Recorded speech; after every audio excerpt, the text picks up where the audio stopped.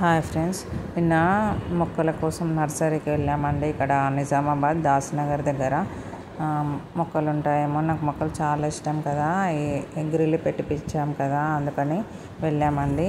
చాలా మొక్కలు తెచ్చుకుంటాను వెళ్ళాను, కానీ అక్కడ ఎక్కువ రకాలు లేవు అని ఇండోర్ ప్లాంట్సా అవుట్డోర్ ప్లాంట్సా అని అడిగింది ఆమె.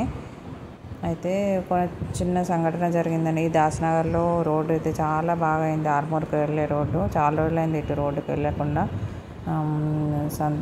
సాయంత్రం పూట ఇలా చల్లగాలికి వెళ్తుంటే చాలా సంతోషంగా అనిపిస్తుంది కదా.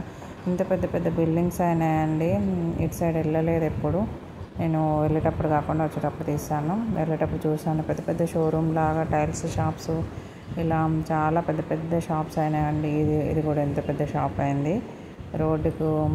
రోడ్డు సైడే కదా, మంచిగా చేశారు. పెద్ద పెద్ద బిల్డింగ్స్ కట్టారు. ఇవన్నీ ఎందుకు చెప్తానంటే అలా అప్పుడప్పుడు బయటకు వెళ్తే విచిత్రంగా అనిపిస్తుంది. ఇలా నర్సరీకి వెళ్ళానండి.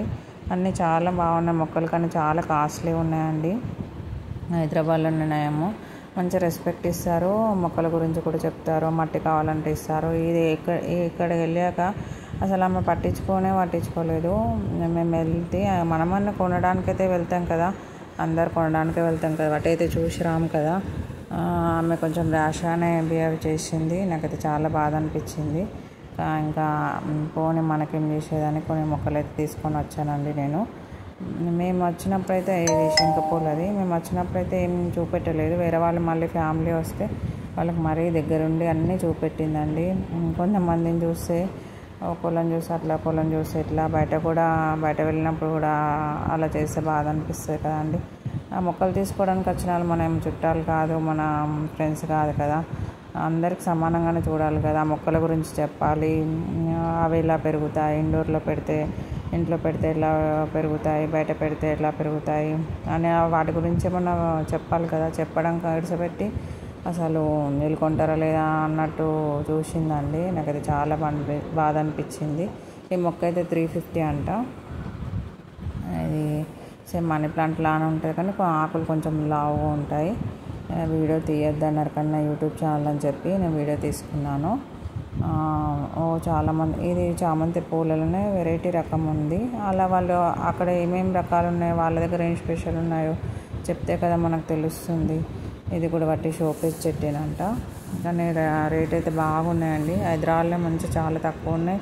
మళ్ళీ అమ్మ ఇట్లా పెట్టాలి ఇట్లా అని చెప్తారు. థర్మాకోల్లో కూడా పెట్టేసింది. నేను కూడా థర్మాకోల్లో పెడతాను ట్రై చేసిన. ఇలా ఇంటికి వచ్చిన తర్వాత ఇలా అన్ని మొక్కలు సర్దుకున్నానండి.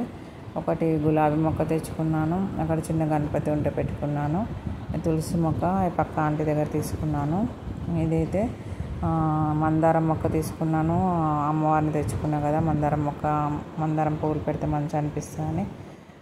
అక్కడ అలా మంచిగా మాట్లాడకపోయేసరికి నాకు చాలా బాధ అనిపించిందండి. మనకు మొక్కల గురించి తెలుస్తేనే కదా వాటిని ఎలా పెంచాలో, ఎలా ఏమేమి వేయాలో, వాటికి ఎలా మన ఇంటికి తెచ్చినాక అవి బతుకుతాయో అని చెప్తారు. ఇది హైదరాబాద్లో తెచ్చుకున్నాను 150, కానీ చాలా రోజులు మంచిగా పెరిగింది. తర్వాత కరివేపాకు చెట్టు తెచ్చుకున్నాను. చిన్న వెంకటేశ్వర స్వామి ఫోటో ఉంటే అక్కడ పెట్టుకుని థర్మాకోల్లో ఇక్కడ ఇట్లా స్టోన్స్ పెట్టి మధ్యలో ప్లాంట్ పెట్టాలనే ఆలోచన. ఇంకా అన్నీ సెట్ చేసుకున్న తర్వాత మళ్ళీ ఒకసారి చూపిస్తాను. ఇవి డీమార్ట్లో 75 రూపీస్కి ఈచు బుట్ట తెచ్చానండి నిన్న డీమార్ట్కి వెళ్ళాం వచ్చేటప్పుడు. నా వీడియో చూసినందుకు థ్యాంక్ యూ సో మచ్ అండి.